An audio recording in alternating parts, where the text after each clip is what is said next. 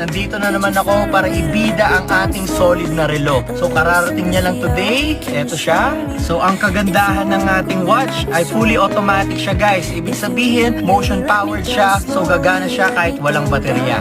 So guys, when we say fully automatic siya and motion powered siya, kung napapansin nyo, may gumagalaw sa loob. Yan. So yan yung naaalog para gumana siya. So yan guys, as long as na gumagalaw kayo kahit walang baterya, gumagana siya. So merong forever dito sa automatic watches natin. So ito guys, moment of truth na. Lulublog na natin siya. So guys, tignan nyo. Yan na. Yan ang ating automatic watches. Yan.